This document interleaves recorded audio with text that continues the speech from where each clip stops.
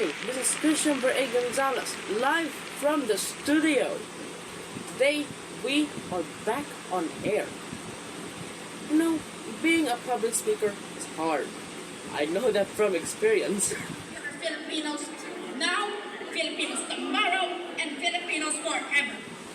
But it is necessary if you want to have a successful career in many professions, such as politicians, TV hosts, comedians, teachers, and many, many more. But how do we find the right kind of speech so that we can use it to spread the information that we can build for everyone? Well, there are 4 kinds of speeches. The first one is informing. It is made to spread information about facts and description. It is usually argumentative in its nature. It has 2 main types: explanatory and news. Explanatory speeches discuss about ideas and such. Examples of it are scientific and philosophy talks on stage. Meanwhile, news speeches are much more used in journalism and announcements. These occur almost immediately after an event has happened, or if the event is even worth a speech. Examples of such are broadcasts and presidential reports. The second kind is persuasion. These are speeches that are made to make people choose a side or an opinion. This can range from product advertisements to debates between 2 parties or presidential/electoral rallies. They can try to garner as much votes as possible. With this, personal experience and emotions are key to attract the audience. Third, entertainment. These speeches are made to entertain the audience in one way or another. These can range from comedy specials, like ones we see in bars and cafes, to satirical hostings, like ones in television, to onstage performances, such as orations, declamations, and even musicals. Yes, musicals. And finally, the fourth, we have remarks. These are designed to give thanks or to celebrate a recent victory, event, or life/lives. Usually, these are found in large ceremonies such as graduations, award ceremonies, victory speeches, memorials either for living or the dead, and personal remarks that show gratitude towards the audience. So there you have it, the 4 kinds of speeches. Now, we can move on to the strategic plans in public speaking.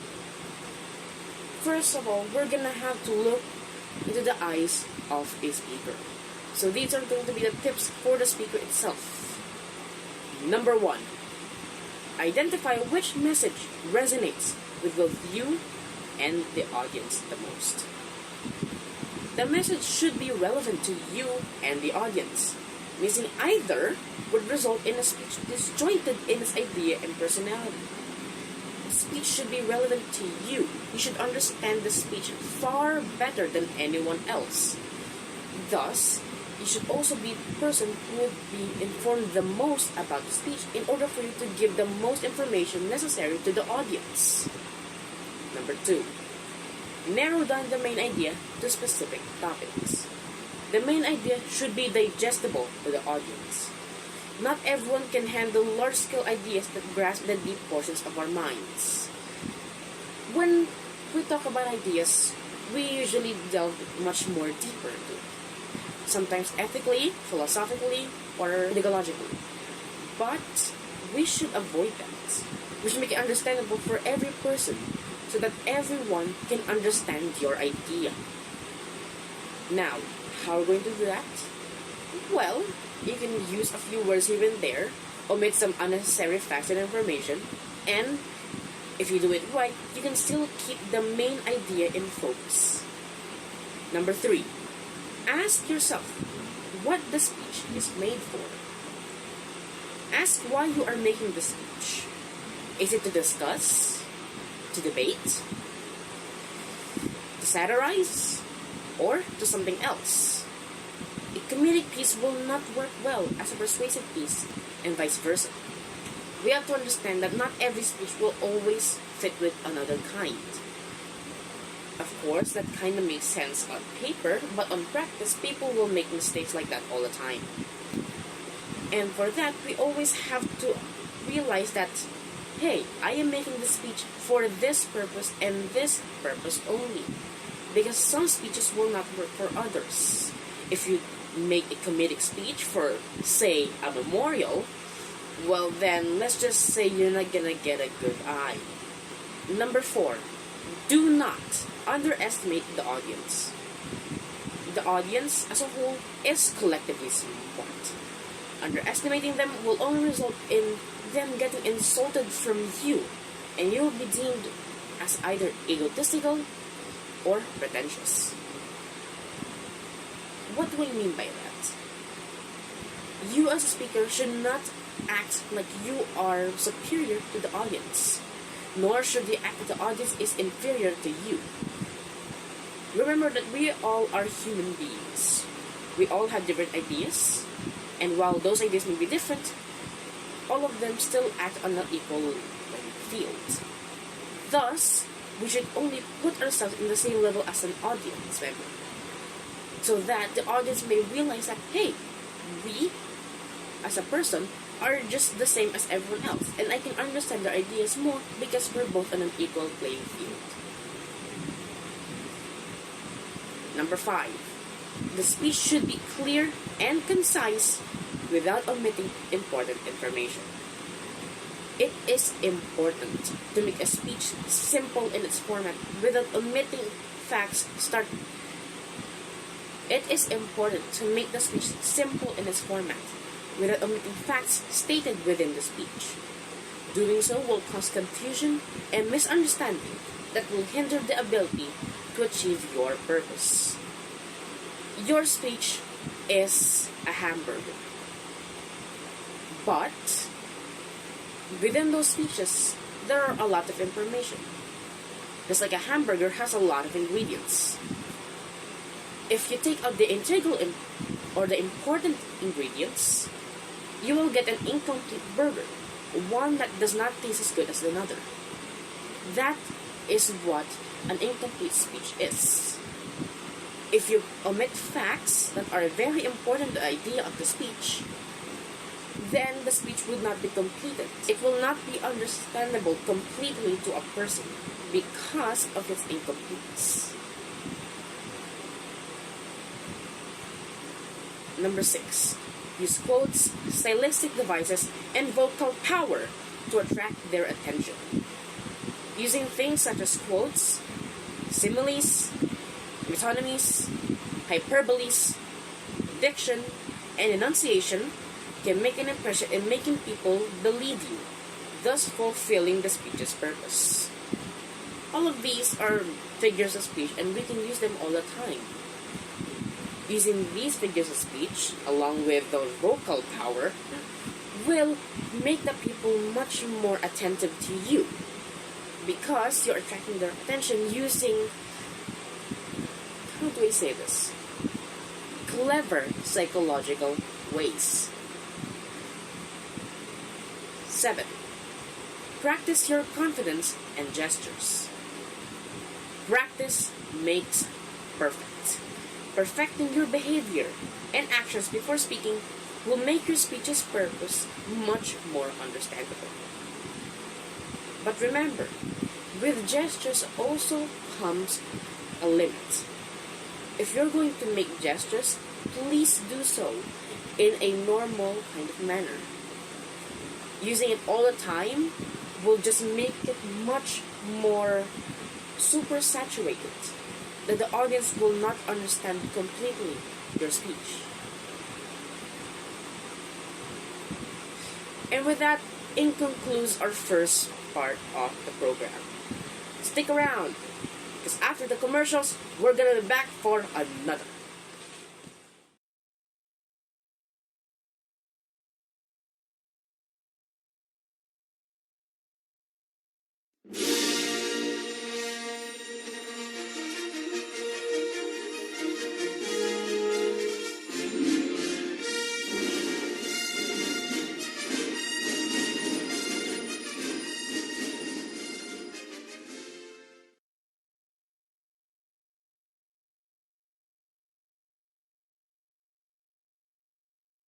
To be a Genius Store, just enroll at the EDSD building at 0530 Carina Avenue, Parañaque City.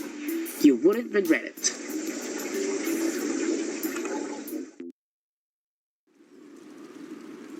Huwag mo nga kinatanyagan o saan ang pinakang niya. Pero hindi, ginagawa mo bagay na para sa akin.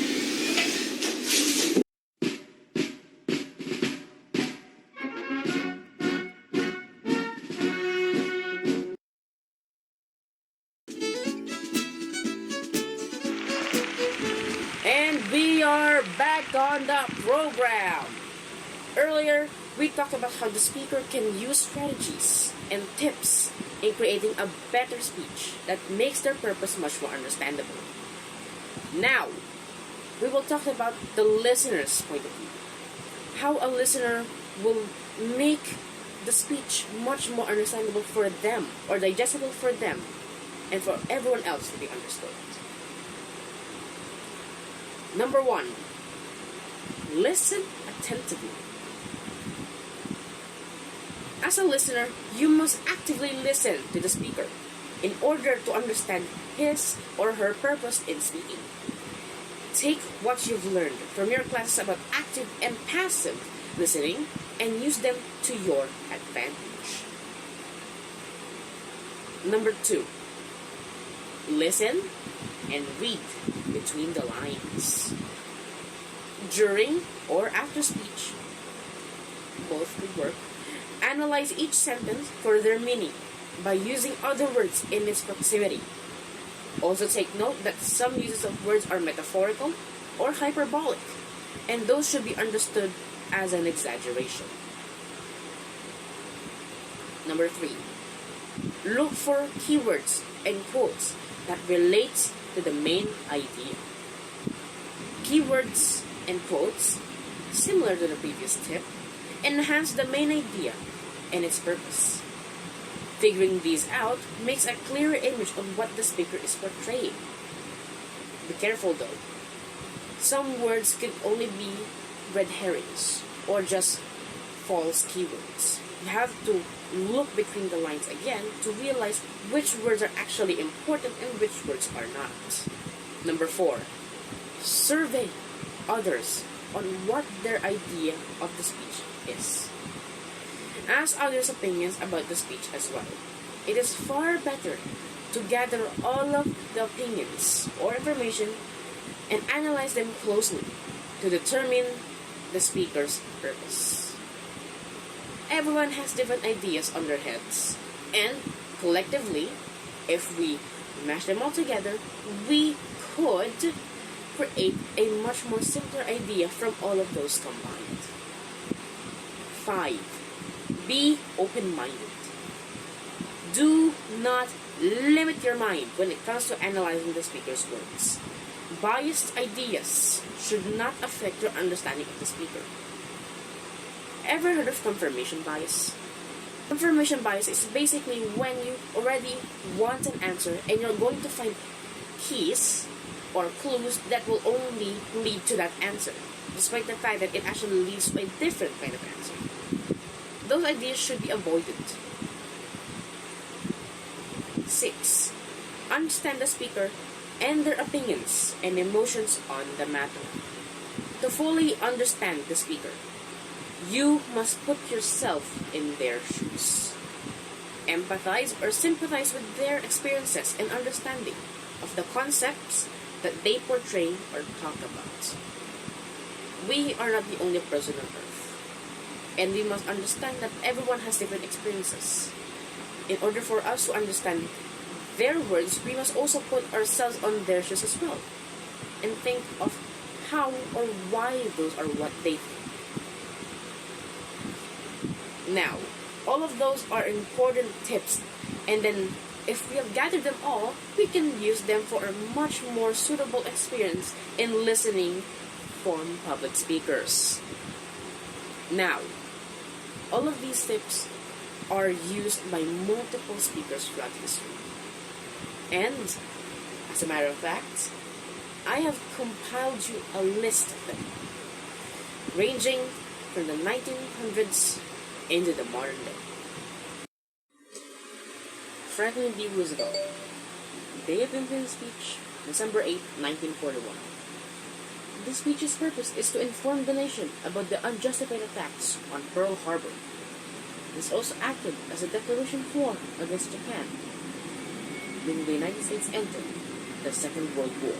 Yesterday, December 7th, 1941,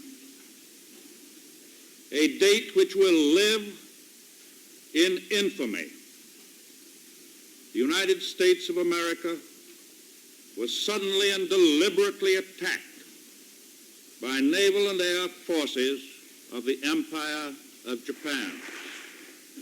No matter how long it may take us to overcome this premeditated invasion, the American people in their righteous might will win through to absolute victory.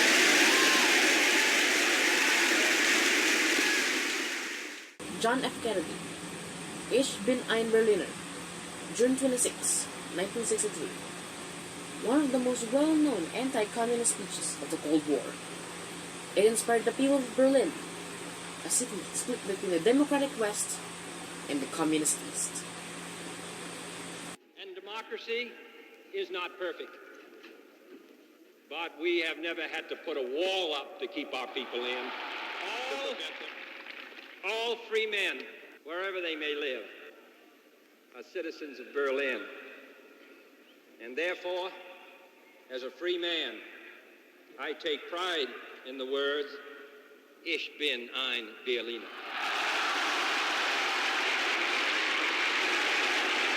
Ronald Reagan. The Berlin Wall speech, June 12, 1987. Known by its key quote, Mr. Gorbachev, tear down this wall, urges Soviet leader Mikhail Gorbachev to tear down the Berlin Wall that separates the city. It's one of the last speeches, Cold War. Mr. Gorbachev, tear down this wall.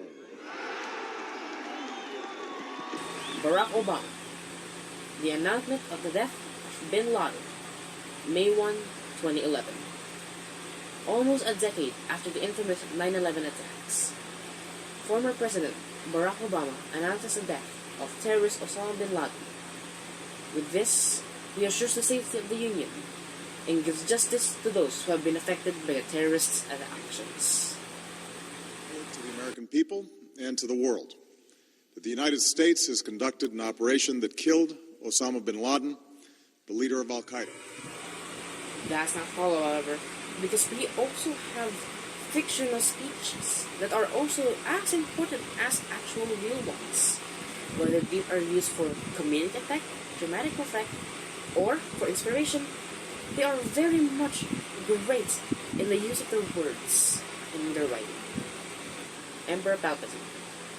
Star Wars: Revenge of the Sith. After the purge of the Jedi, the Emperor Palpatine reorganizes the Galactic Republic into the first Galactic Empire in a trembling speech. This shows how, even the villains, can still deliver one of the best speeches.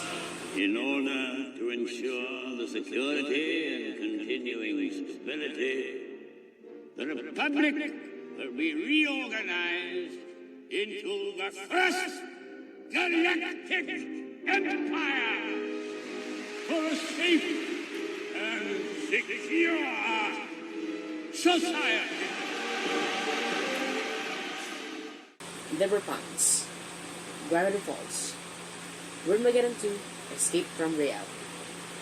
In a trial of fantasy versus reality, Deborah Pines convinces his twin, Mabel, that no matter how terrible reality can be, they will face it all together. All of this was said in a sincere speech that shows his love for his twin. I don't know what's going to happen in the future, but whatever it is, you don't have to fear because we'll do it together. I'm not taking Ford's apprenticeship. We've traveled to heck and back to get you, and we're going back together. Leave this fantasy world. Let's beat Bill and grow up together. William Wallace, Braveheart. Before the fight for Scottish independence, William Wallace delivers an inspiring speech on their freedom, delivering one of the most quotable lines in cinematic history. That they may take our lives, but they'll never take our freedom!